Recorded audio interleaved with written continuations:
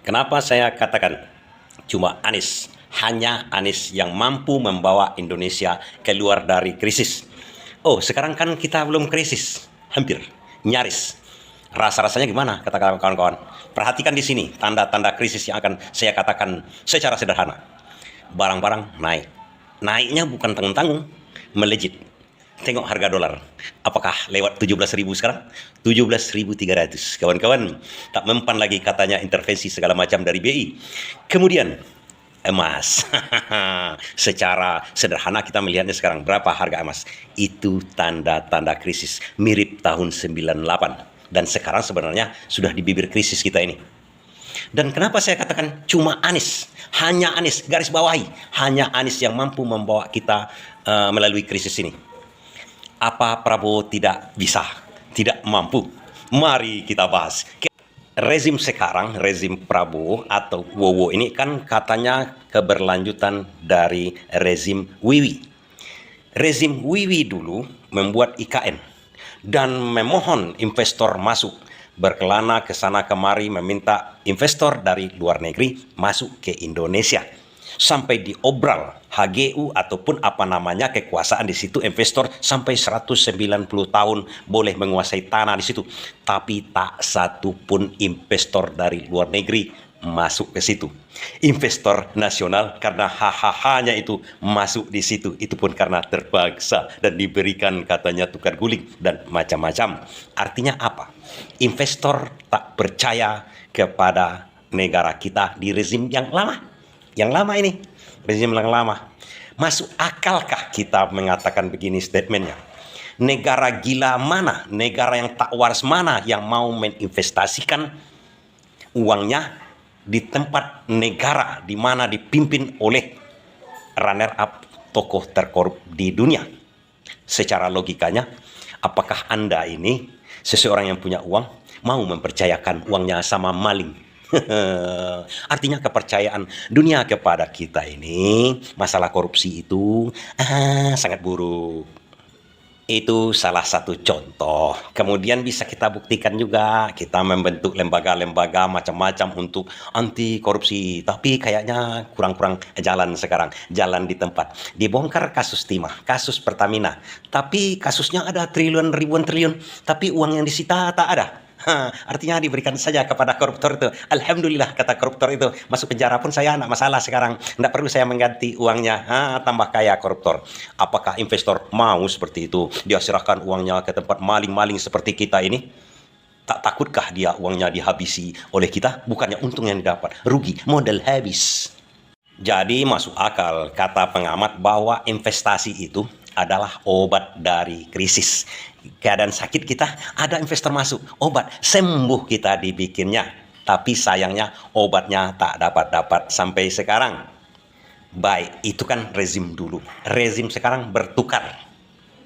Kalau kita andaikan rezim yang lama itu adalah sebuah kesebelasan sepak bola, main sepak bola, sudah kalah sebuah kesebelasan itu, satu kesebelasan yang namanya A. Kemudian kita pilih untuk bertanding menjaga nama negara kita ini ke luar negeri, kesebelasan B. Kita tunjuk manajernya, Tapi malangnya pemain yang kalah itu lagi disuruh bertanding dengan yang lain. Tentu kalah lagi kita sekarang. Itu yang terjadi sekarang. Prabowo jadi presiden, menteri-menterinya dari Jokowi hampir semua. Tentu saja luar negeri tahu ini kok menteri-menterinya kok itu juga, orangnya berganti di pucuknya saja, itunya semuanya sama. Nah, cuma sopirnya berganti, mobilnya itu juga. Apa salahnya mobil dengan supirnya diganti semua, mobil diganti dengan yang baru, bukan mobil sampah, bukan mobil brengsek seperti kemarin, sehingga penumpang akan naik ke bus tersebut.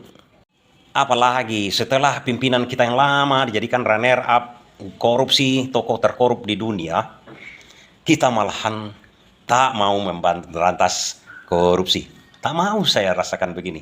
Karena patokan dari seluruh rakyat di dunia ini, kalau Indonesia bisa memperlakukan seperti Malaysia undang-undang pembuktian terbalik di negara-negara lain untuk memberantas korupsi, anehnya kita punya banyak badan anti korupsi di Indonesia, tapi tak mau memberlakukan undang-undang perampasan aset, undang-undang memiskinkan koruptor, undang-undang pembuktian terbalik. oleh Mas Wowo ini. Apa artinya di situ? Takkan ada kepercayaan dunia kepada kita. Hancur sudah. Barometernya cuma itu dari dunia. Itu pun dilihat dulu. Diberlakukan tak ini? Dibuat undang-undangnya, diberlakukan, dihukum tak koruptor seperti itu? Dunia pasti tahu. Dunia ini banyak mata-matanya kawan-kawan. Tidak bisa lagi kita bersembunyi-sembunyi akal-akali dunia. Tidak bisa, tidak bisa. Itu terjadi sekarang. Nah, makanya sekarang ini dolar naik, emas naik. Sebentar lagi kita masuk krisis. Kalau itu tidak berlakukan, pertanyaannya, Prabowo kan sudah terbukti tidak bisa ini. Karena kita memasuki masa krisis, saya katakan tak bisa. Tak ada alasan sedikit pun yang bisa mengatakan Prabowo bisa mengatasi krisis ini. Karena gerbong ini bawanya. Para pemain kesebelasannya tadi, itu juga. Kita harus tahu, untuk memimpin negara ini tidak bisa sendiri. Harus kolektif. Ada pembantu-pembantu yang punya keahlian di situ. Ternyata yang merusak negara itu dibawa sekarang. Kan begitu ceritanya ini. Oke? Mengerti? Tentu pertanyaan kawan-kawan, kenapa Anies mampu? Baik. Anies ingin memberlakukan undang-undang perampasan aset, memiskinkan koruptor. Itu satu. Kedua, Anies buktikan janjinya. Begitu dia berjanji waktu kampanye, ingin memperlakukan undang-undang perampasan aset, itu akan dilaksanakan dia. Ada rekam jejaknya. Dia ingin cabut reklamasi pantai. Diucapkannya pada waktu kampanye. Dia cabut izin reklamasi pantai. Oke? Dia janjikan menempatkan kampung akuarium yang diusir oleh Ahok yang menempati tanah negara. Anies janji kepada kampung akuarium, kalau dia menang menjadi gubernur, kampung akuarium dikembalikan ke tempatnya. Dikembalikannya. Yang fenomenal baru kemarin ini, JIS, lokasi Kampung Bayam. Penduduknya yang direlokasi oleh Anies. Mau diberikan villa di situ, rumah susun di Kampung Bayam. Tapi karena dia sempat habis masa jabatannya, dibanet, dihadang oleh PJ Heru Budi. Namun janji Anies itu terlantar sementara, terlunta sementara, tertunda sementara. Direalisasikan oleh Pramono Anung. Karena Pramono Anung janji sama Anies meminta janjinya Kampung Bayam ditepati. Ditempatkan ke tempat yang dijanjikan oleh Anies Baswedan. Artinya apa? Tepat janji. Dan masyarakat internasional tahu itu kawan. Dia lihat itu. Ada seseorang di Indonesia, calon presiden kemarin, yang tepat janji selama ini. Berkata jujur. Dipercaya amanah. Kalau dia presiden, kita rame-rame investasi di situ, minta janji dia. Pasti ditepatinya. Pasti. Itu dunia itu mengatakan. Kalau Wowo, ada satu di kampanye kemarin itu yang saya deteksi. Dia ingin menaikkan tax ratio sampai 23% atau 16%. Tapi tax ratio yang dibukukan di APBN kita, yang ditargetkan cuma 11%. Apa artinya di situ? Udah dicederai oleh masyarakat, janjinya kepada masyarakat.